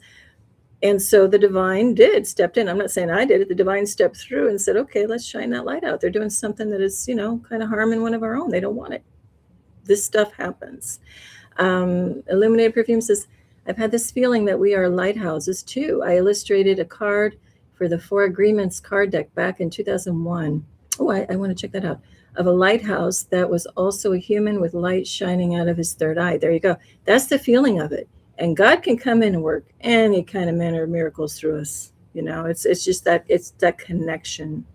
And it's saying, inviting it into your intent and desire to become one with that divine force. And then sometimes it happens with intention, and sometimes it just happens like that. You're in a moment you're throwing out that lifeline for help, and it will come in strong and answer, especially when you are very much in that mode of a conviction of this is crystal clear how I feel, and connected with God and the divine. So anyway, I just wanted to bring up that for whatever reason wanted to come up. Also, a quicker little note, and I think is that all I have? Hang on, I'm looking at some notes because I didn't want to forget anything. Well, here, I'll just keep talking about this and see if I can read this note. I did chicken scratch, can't even read it now. One other little tidbit on that kind of spiritual bent of things is UFOs. I know I mentioned it on my previous shows. They've always been here from the beginning of time that we know it. We'll always be there, in the time that we know it. And it's no big deal. So I see a lot of stuff going around on the internet now, ooh, was that real? Ooh, is the government releasing? I could give two shits about what the government is releasing or not, because they're not telling you the truth. any of the information released is like they're showing bitmappy things, totally unfocused, so tiny. And look, I've already shown you incredible captures just with my cheap ass, camera phone, which are clearer than what they're showing. And they supposedly have these F-15s, F-22s, whatever number they're on now, with like laser precision cameras. And they're going to fog it out, fuzz it out on purpose and show you. What kind of crap is that? So there are plenty of people like you and me going out there. We all have camera phones for the most part now, or a lot of people do, more do than don't, that are able to catch stuff now. And so, yes, you can still see there's some, I hate to use a bad word, it kind of isn't, but shysters out there who are trying to deliberately put up, fake, digital CGI stuff or AI stuff and try to fool people. But usually, we each have a truth detector now. Like we can be like, that guy, that person, it put up something false. You can usually suss it out, was that real or not? And, okay, so what, once out of 1,000 times I got duped or tricked, well, my truth detector didn't work that day. Okay, so, but the point is that, again, like I said earlier, now that people are feeling better or more comfortable or safer in an environment where you're not going to be attacked or ridiculed with ridicule, or maybe physically harmed if it's a governmental thing and you got a really great capture and they don't, the sinister side of the government or military don't want you to be broadcasting it. Okay, it gets suppressed. But now I believe we've already crossed the tipping point. There are more of us than not that already know the truth about it all. And we are speaking about it because guess what? It's time. It's not time to shrink away. Like Eliminated Perfume was talking about the lighthouses. We are the lighthouses. Does a lighthouse shrink away? No, its job is to shine the light so people are safe, for God's sakes. If that lighthouse or lighthouse keeper said, "Ooh, I better not shine that light too bright tonight," you're going to have a ton of ships wrecked on the shore. This goes against what the lighthouse does. The lighthouse just is. And so that, I guess, is also my point. Shine it. Now's no time to dim your light. And the really sinister folk, they know where you are because it's on an energetic level. Back to Illuminated Perfume's point too. We on an energetic level are visible. Like if you went from the satellite, I've said it before, and look down and you're like in this spiritual warfare thing and you're a negative ass energy or entity trying to mess with the good light. From that level and that sphere and that other like 4D astral, you look down in this plane and you can see all the bright lights. This light is shining around. If our like regular go-to walking around is I got all these lights around me, you think I'm hiding it? No, that's just who I am. And if I take them off and dim them, I may think I'm hiding, but you can't hide the soul spark, the divine spark that shines at one intensity. You don't want to dim that connection or that light. And then you find with practice, because we've been taught to fear. That's not a natural instinct. When we're born and we come in as a baby, hopefully you have a crib or wherever you come, you're laying there. Your instant reaction is your arms are out. You may be crying, but you trust something's got you. You're not crying out in fear. You're crying out in need. I need food or I need to be relieved or whatever, changed. But you are here. You come equipped, trusting. So it's just through the programming of all the BS, right? Where we're taught, fear this, fear that. A lot done with the movies, right? Skew the meaning of this and that. Like, again, this Viking ship stripes, there's nothing even kind of showing that's what they are. That's been a lot of kind of movie propaganda. And again, please do your own digging and let me know later. Hit me up in a comment or email if you find more about that, validity to that. But aside from like one archaeological dig maybe showing a scrap showing that's all we got, I start to question this. And that's all programming. And so once we know, we come here open, ready to receive, right? We don't come in here as a little baby ready to give. We got to, get there.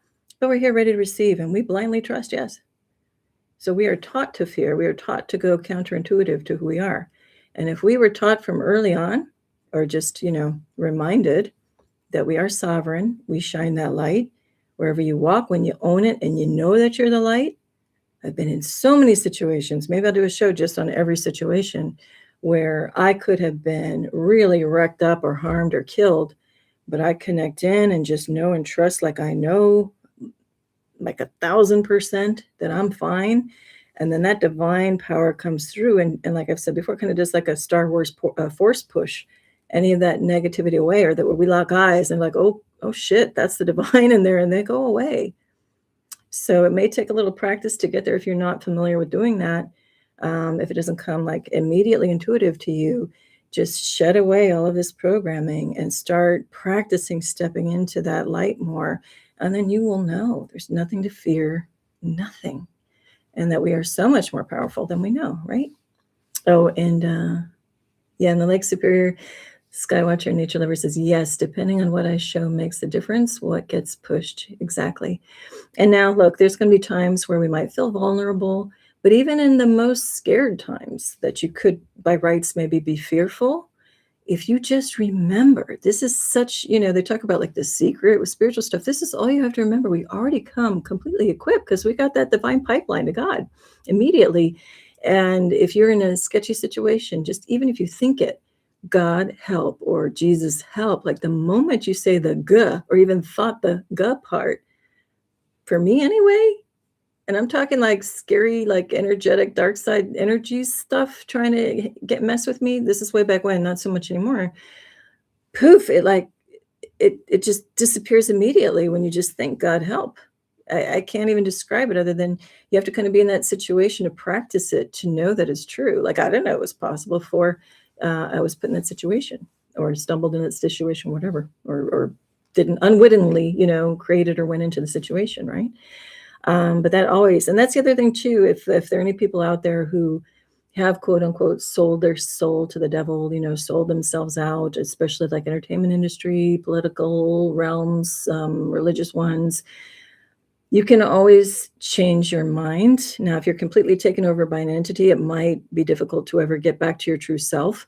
But if you have even a bit of your true self in there in a moment where the other entity has stepped away, you can always make that choice to choose love and God, and, go get help by professionally, spiritually trained people who can oust the entities and work them out. You can always come back into the loving way. And even if you incrementally do it, even just every little bit counts, because when you do transition, eventually we all do transition into a different plane. That's like less work on the other side you got to do to try to, move back to a happier place. That's just another little thing that I wanted to say. But anyway, I think that's, here, I'm just looking at my notes one more time. And again, if any of you have anything you want to bring up, feel free. Otherwise, we're coming up on about an hour and a half. And I just want to do a real quick reading on the Oracle and Tarot cards that I had, put forth in the post section. Again, I have, I don't want to hold it up because I'm going to read it first. Kind of, I know it's going to be blind for you not to see it. I was going to print it out, but it's in my post section. I put the whole spread. And I'm just going to kind of gloss over it and read it now off to the side because it's big. Like, I can't hold it up without all the cards falling. But what I'm going to do is do the reading here off to the side, so bear with me. It's going to be quick. I'm going to give you like the cheat sheet summary of what I get out of it. And then I will, just for fun, whoever wants to stay on, if it's too long the show already, feel free to hop off. But toward the end, then I will just hold up each card singly, just rather quickly so you can see each card. Okay. These cards have so much beautiful symbolism and imagery in there. I could spend a whole show just like talking about each one. So that's why I'm just going to do a real quick overview.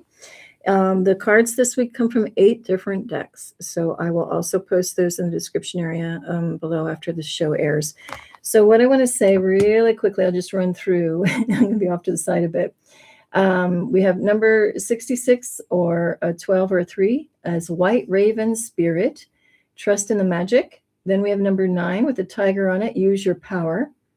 We have Beyond the Ego, Surrender to the Flow of Life. We have a Tower moment, number 16 or 7. We have one of roses that says Commitment, and there happen to be pink rose petals, and actually a red and white one off to the side. As we know, I didn't even talk about that aspect, where if we combine our red and white, right, we get pink, which is a very high frequency, the heart chakra, pink or green, depending on where you are in that heart chakra. Then I have the Viking deck, which has number 3, which is kind of like what do I want to say?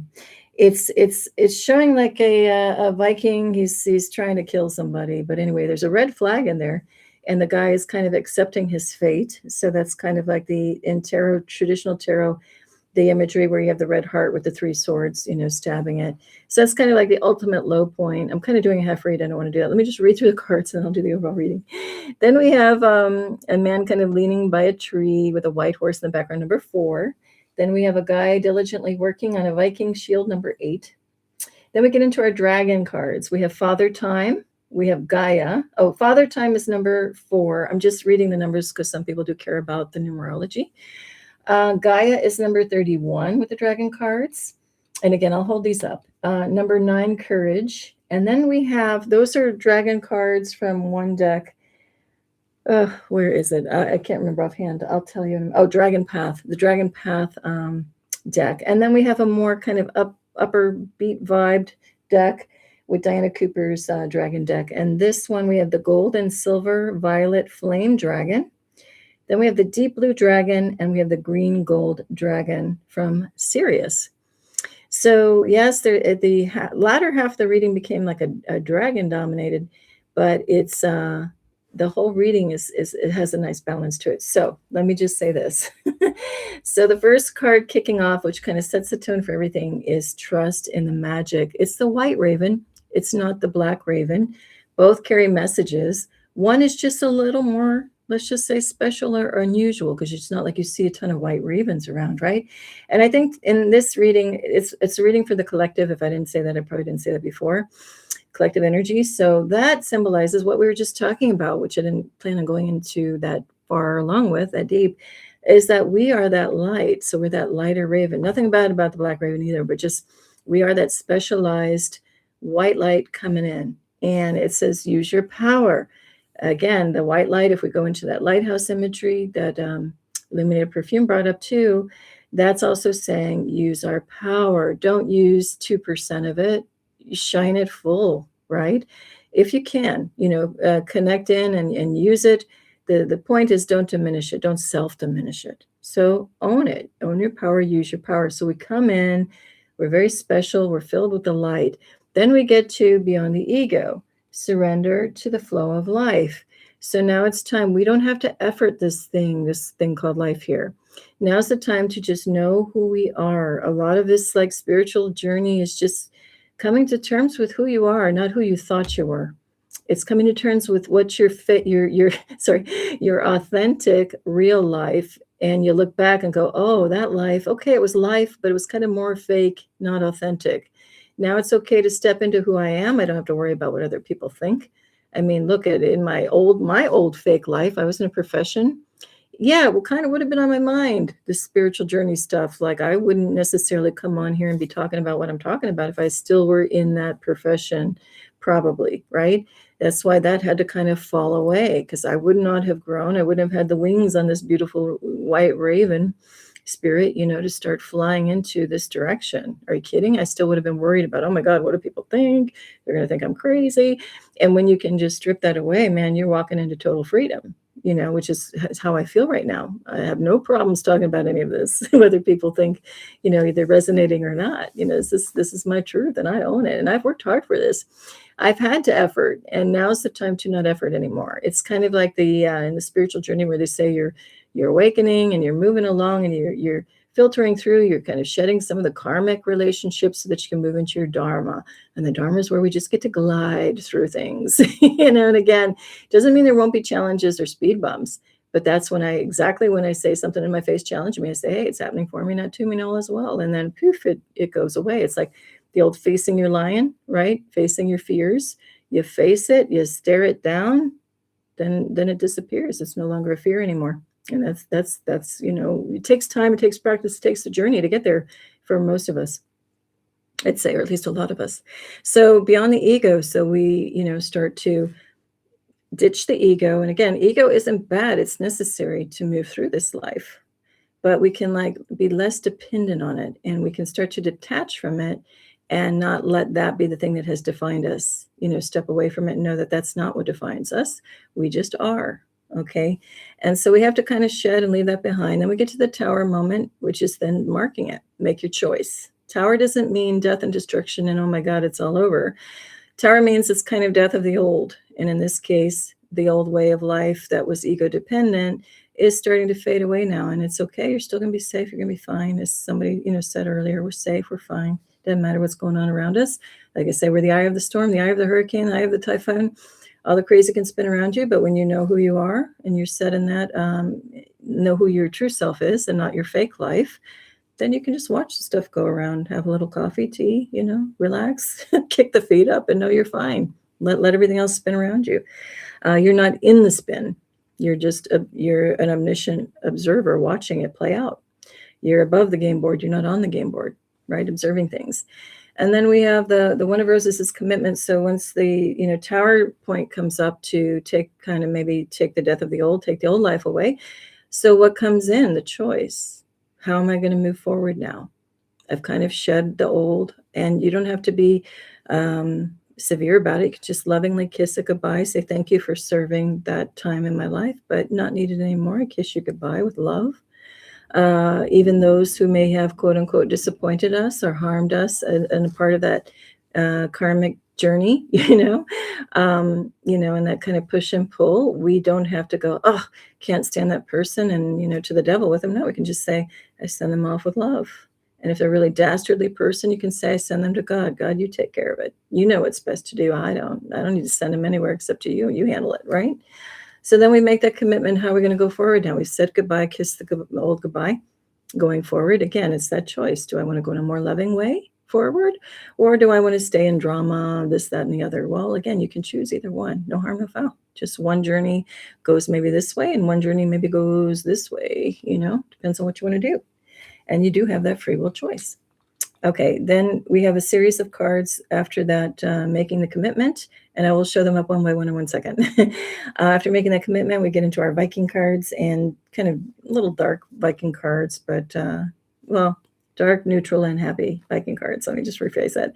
When you see them, the imagery of them has like a darker cast to it because it's like this setting the tone and atmosphere of Vikings. But anyway, so after we've made that commitment, we may really feel it. Like, it's showing the guy with the 3 swords in him. He's at his lowest low. That's it. That's lights out, And again, that's part of the death of the old. So once we've made the commitment to go in a different way, we may feel hurt and abused by our own choices now because we're choosing a different way forward. So it may hurt because that may mean that anybody who has not already fallen away from our sphere, friends or family, who are not of our same vibration, we may have to make conscious choices to back off and let certain relationships kind of fade away. And I don't know if that's happening to you. It's happening to me, and it doesn't feel good or it might not feel good for you, because when you're a loving soul, you don't want to just have to say, oh, they can't be in my sphere anymore. But if they're not at the same frequency or in the frequency in the direction where you're headed, they're going to, in some situations, they might act more like somebody trying to pull you down while you're trying to swim. They might have energy like an energy sink, or they might not be supportive. So when you need to fly, they're the ones tethering you with a little rope, to the bar of the cage, and you can't, go further. And you'll know, and it's a process. So, and then if you can't do it, you're like, well, energetically, it does. And this doesn't even mean like phone call the person or text them. You also might just have an energetic current that's tied to them that you don't even realize. It's when they say, you cut the energetic ties. You may just think about somebody and have an emotional weight to it. And so you're staying connected to that person. And so in some of these cases, if you can't quite disconnect even that energetic connection yourself, that's when you might find out that somebody gives you the hard, ghosting you or blocking you because, we ourselves didn't act on it. Now, I don't want to say quickly enough, but we, on a soul level, it would have served us well if we had taken care of it earlier. But if we just can't, then it may just kind of seemingly happen to you that person steps away if we couldn't do it timely, I guess is what I'm saying. And that's why when we've got this guy kneeling and he's got the 3 swords in him and that, tarot card that normally is like the heart with the swords, yeah, that doesn't feel so good because I don't like ending things. Like if, I don't know, my heart just sees through any of the bad stuff to the God spark. And that can be a little tricky because a lot of times if someone's showing you a bad side, listen to it, right? But when you're in a spiritual level and can see deeper into their golden spark, their white spark, it's kind of gets a little confusing. So again, that's why it's a journey. So anyway, that card comes up. So where people didn't cut us or let us go, we may need to make the choice to let them go. And that's why I can feel a little bit sorrowful after you're making that commitment to take the more harmonious way. But then once you've done that and done that work and go through all the emotional things that bubble up and need to release because of it, then we have a card where the guy's kind of sitting pretty and relaxed by the tree, and there's a white horse in the background. So then we can relax, we can take a breath and know that that's the way we're moving forward. Now, the next card is showing a guy diligently working on a Viking shield, and it's very detailed. And yes, so where we're headed coming out of as we move the collective consciousness from the 3D to the 5D, we're going to be saying goodbye to a lot of everything we know, pretty much, and headed into kind of a big unknown. We may be okay and feel safe and secure about whatever we do. We're going to be fine, like we talked about before.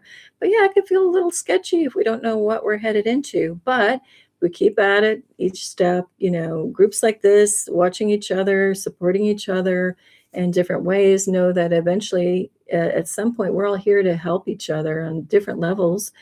We'll start to craft that new way forward. And it may take a little time until we see it really shape up, but that's okay. Then we get Father Time, Gaia, and Courage coming in, these dragons. So Father Time is showing us again, flashing up a little bit of the old. So we used to have things like time that dictated, what we do. And as this guy, the card before, is working on a shield, I get a very sense of there is no time. This young guy, he's lost in his work. Kind of like I talked about before, I'm not even going to need a device outside to tell me what the temperature is. Through all of this work, I'm just going to have developed my skills again, get in touch with my intuition, and I'm just going to know, okay, it's 70 degrees. It feels like 60. I don't need even like a dial on the wall to tell me what the temperature is. And so we're going to kind of ditch time. Time is just whatever we're in that moment, that now moment that we're in. And then Gaia comes along and Courage. So Gaia is also supporting us, and some people aren't, feel great calling it Gaia. It's Mother Nature, it's Earth, it's, elementals, it's nature, whatever you want to call it. But that spirit then comes in. So we're ditching the clock in favor of connecting in with the earth. And again, that's part of the more loving way forward. All of those earth energies, the elementals, there's so many beautiful, happy spirits in the natural world, not just like birds and squirrels and whatnot, but I'm talking even on the unseen level, that are going to start to come in and be seen. And again, ignite the wonder and magic that we're connected with something bigger, including the earth spirit Gaia. And then we have Courage. And in that case, we have a dragon. Actually, I'm going to show this card up. This one may on the surface value look a little scary and dark. I'm going to show all the other ones. They're not like this. But in this case, I don't get courage, like meaning, strap on the armor, warrior up and go get him. To me, it's the word itself, cœur. So in French, sorry if I'm saying it wrong, cœur, le cœur is the heart. So it's almost like it's like an age of the heart and stepping into the heart space. And again, knowing that that's eternal, that goes on forever. So there is no fear there. Okay, then we have the three different dragons. So the gold and silver violet flame dragon transmutes the old around you with wisdom and grace.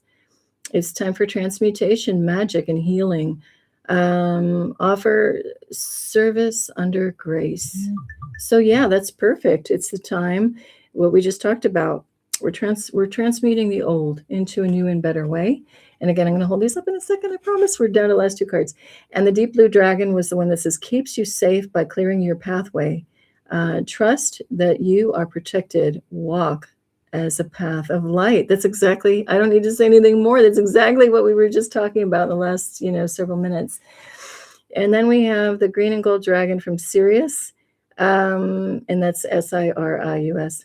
Oh, and funny about that word, Sirius, there's the star Sirius. I always kind of laugh because if you remove an I and add an A and re-scramble the words, you have Russia. Just a side note. I just wanted to say it. Okay, so the green and gold dragon from Sirius brings universal knowledge to your spiritual pathway. Learn about spiritual technology. Be a transmitter of sacred knowledge. Okay, sorry, the light the card is a little hard to read. Let me read that again. The green and gold dragon from Sirius brings universal knowledge to your spiritual pathway. Learn about spiritual technology. Be a transmitter of sacred knowledge. Okay, that's in and of itself amazing. So I like the thing that intrigues me on that one is the spiritual technology and being a transmitter. And yes, we are a walking transmitter. We already have the technology within us. When you look at stargates and things like that, supposedly it's just us showing up with our DNA to move and walk through a stargate, right? But there are other technologies and practices that can help that. Technology can even be using a crystal, or working with crystals to heal people. There's so many different modalities and technologies. So that might be a call for somebody if you are interested or pursuing a certain path that involves a little bit of spiritual technology. It could be using copper in a certain way, sacred geometries, you name it, So the overall reading, now that I've kind of done a hybrid of trying to do the overall, but also got a little specific, it's just saying that when we show up with our magic and our inherent gifts and have the will and commitment, the focus and the decision making to move forward in a happier, more harmonious, loving world, then okay, it may smart a bit. It may sting a bit as we have to let go of the old or consciously, energetically cut ties. But if we just keep one step in front of the other and move along and work through our stuff as we may need to work through, kissing it goodbye and releasing it, releasing any hangups on the fake world that, the fake life that we had that said, oh, you go get a car, you get the wife, the husband, you go, get the house, you do this. This is what everybody does, right? Once we kind of release that and release any notions around time or, oh, I thought by 40 I'd be doing this, or by 80 I'd be doing this, let go. All of those notions, just stay in the now moment and live in the heart. That's the courage, is going into the heart. Then working on our little spiritual craft. I mean, whatever interests us, you like dowsing, you like doing this, getting into some of these little technologies. But at every turn, just as we know that we are being and transmitting and shining out the light, that's all we got to do. Wake up breathing. That's all you got to do. There's no, if I did this, I'm slow on this. And again, the timing, throw time and money out the window and just live in the now. That's it. And we have our protection. We have our inner protection. Like I said, you just say, God be here present, and poof, anything kind of after you will go away. Since there's kind of a dragon theme in the latter half of this too. Some people, if that doesn't work, you can also just say, hey, as I walk through a room, everything opens up before me. The waves open up before me. And some people even literally imagine, whether it's angels or dragons, I got a dragon on this side of me and a dragon on that side of me, and we're just walking through here. We're protected. A lot of that, when you key into that energy, and they're positive dragons. They're on your side, literally, for you. That's also God's creation. So you're just tapping into a bigger force that you can that you can believe in. So some people believe more in angel imagery. Some just really resonate with dragons. Some, for me, it's neither of those. I just imagine like light shining out of my chest, and it's directly coming in, from God. So whatever works for you. We are creative beings with amazing imaginations, right? And that's what they're there for, to create. And there's no harm, no foul. If somebody wants to walk through and feel good and raise and uplift a whole room. I've done this with hospitals. I go in, I've had to, take care of loved ones. And so I make the most of my time there. When I walk in, I imagine beautiful, warm, golden, healing sunshine filling up the entire hospital and shining out. I imagine everybody happy and laughing as I walk in. And if I forget to do it as I walk in, I do it while I'm in the corridors. And it's just, that's our imagination. But boy, it can lift and move worlds. It can uplift everything, just as song can, and frequency and vibration. I'm not going to do it tonight. I thought it might come through, but I was going to see if everyone wants to hum and sing. Maybe just do this on your own, sing a frequency, hum, just imagining us all as one in a good way, lifting up the energies of this world and making it good and loving for everybody. Okay, so now let me do this. I'm just going to very quickly hold up each card. And so that's it for the reading, though, as it meandered all over the place. So here's Trust in the Magic. Here we are, these little special, gorgeous creations with a lot to give, a lot of messages to give out there in our own special way, whether it's spoken or not. And here's that tiger, not a man-eater, but one that is very annoying. Look at those eyes. It's like that tiger's been around the block a few times. Like they say, ain't his first rodeo or her first rodeo. Like, boy, there's a lot of soul happening in that big cat, right? Oh, and Illuminated Perfume says, gosh, my illustration of the lighthouse man is red and white. I had forgotten. Yeah, and I want to check into that. That sounds so great. Illuminated Perfume. Thanks for bringing that up. Okay. Beyond the Ego. And this card, actually, I want to bring up, I will say one thing about, is that if you really look at this is like a woman, and her hair is flowing, and then you see her legs and her arms, and she's headed toward the light. And this, to me, is the leaving the old behind, the 3D density, and moving up to the 5D. But on the way there, though, we go through a lot, right? A lot of different levels and overlays. There's a lot to it. It's not just black and white. There's a lot of in between and a lot of growth. Here's the tower. I like this one. So for anybody who is a Mud Flood Tartaria fan, coming into that knowledge, this tower I like because it's really got that quote unquote meltology feel. And some will call it a pseudoscience, but I call it like just heading into the time of revelations and getting to know the truth of our planet and the history. But so look at that, so you've got something that looks like very meltology-like, and then the structures on top. So for anyone who doesn't know what meltology is, it's just a theory. I'm not going to call it conspiracy theory. It's a theory where, something happened on this planet, and some type of force, and I'm going to lean toward it was a frequency, that it was sonic, but it has the effect of like a sandcastle, where, it kind of slumps, that some type of weaponry or technology came along. And there's a lot of old structures where it kind of, they call cooked it out or fried out a portion of the buildings. So you'll see kind of looks like an organic rock structure, but also not. And, but the more you look, you start to see joint lines and little bricks here and there. So it looks like some kind of weaponry came in and like just melted buildings down from the past to where they like slumped down. There's also a phrase like called a slump test with concrete, where you put it like in a bucket, you turn it over, kind of like a sandcastle, and you see how much it slumps if it's the right ratio of water to concrete mix. Anyway, or cement mix.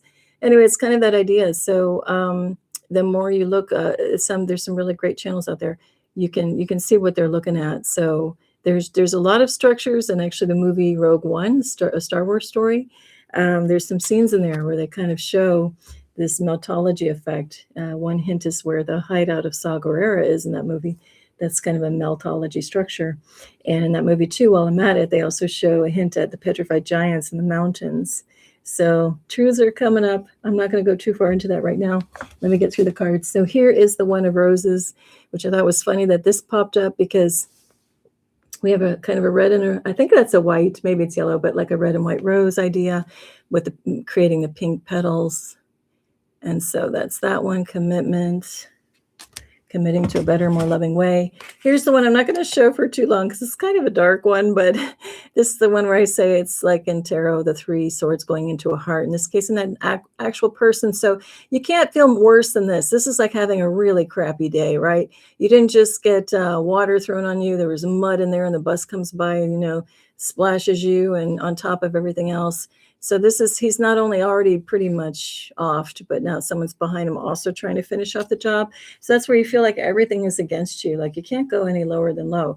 Good news with that though, is there's only one way from there is up. Even if you were offed, you transition to up. So anyway, nothing can harm you in that sense. All right. So then after you feel like you've hit your lowest low, now you can like breathe a little bit easier because the worst is behind you.